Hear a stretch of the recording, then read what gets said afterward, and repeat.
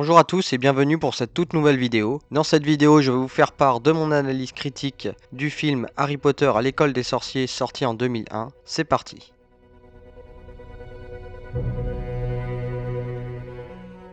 Harry Potter, orphelin, élevé par son oncle et sa tante qui le méprisent, découvre le jour de ses 11 ans qu'il est un sorcier. Il entre alors à Poudlard, école de sorcellerie dirigée par Albus Dumbledore. Avec ses nouveaux amis, Ron et Hermione, Harry apprend la magie tout en découvrant peu à peu son passé. Ses parents ont été tués par le redoutable Voldemort, dont le pouvoir semble encore hanter le monde des sorciers. Le film culmine lorsqu'Harry affronte la tentative de retour de Voldemort à travers la quête de la pierre philosophale.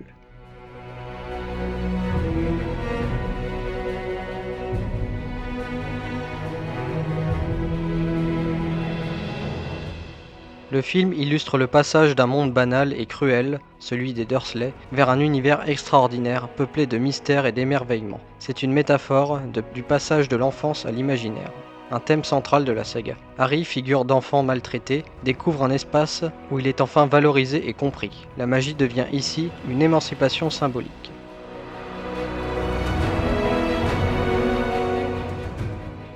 Le trio Harry, Ron, Hermione incarne les valeurs fondamentales de la série, la solidarité, le courage et la loyauté. Le film pose les bases de cette amitié qui traversera toute la saga. Chaque personnage apporte une qualité complémentaire. Harry, le courage et le cœur, Hermione, l'intelligence et la rigueur, et Ron, la loyauté et l'humour.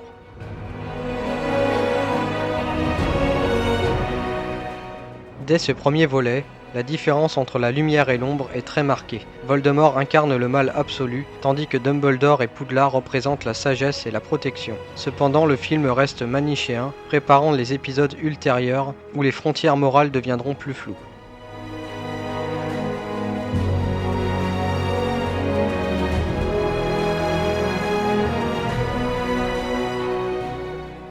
Chris Columbus adopte une mise en scène classique, presque théâtrale, pour rendre accessible cet univers à un jeune public.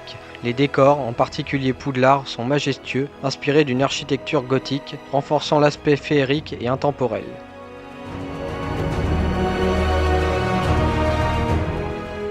Pour l'époque, les effets spéciaux étaient novateurs, notamment pour les scènes de Quidditch, les créatures magiques et les transitions visuelles. Certains effets peuvent aujourd'hui paraître datés, mais ils conservent un charme nostalgique.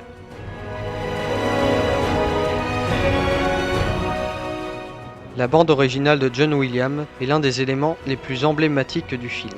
Le thème principal évoque à la fois le mystère, la magie et l'innocence. Il est devenu indissociable de l'univers Harry Potter.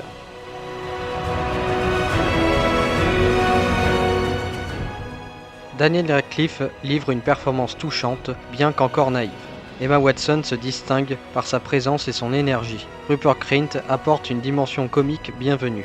Les acteurs adultes, Alan Rickman, Maggie Smith, Richard Harris, apportent gravité et élégance, ancrant le film dans une atmosphère plus sérieuse.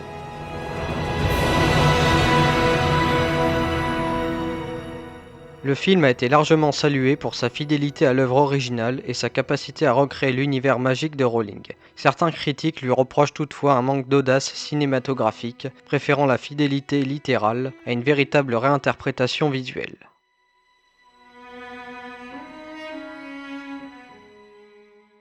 Harry Potter à l'école des sorciers constitue une porte d'entrée réussie vers l'un des univers les plus marquants de la culture populaire moderne. S'il reste un film d'introduction, davantage tourné vers l'émerveillement que vers la complexité narrative, il pose des bases solides. L'amitié, le courage et la lutte contre le mal. Son esthétique chaleureuse, sa musique envoûtante et son respect du roman en font une œuvre fondatrice du cinéma fantastique des années 2000.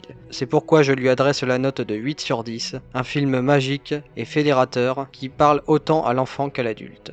Et voilà, c'était tout pour cette vidéo. N'hésitez pas à faire part de votre analyse et de votre avis sur le film également en commentaire. Si cela vous a plu, n'hésitez pas à aimer la vidéo, commenter et à vous abonner. Sur ce, je vous dis à très vite. Ciao.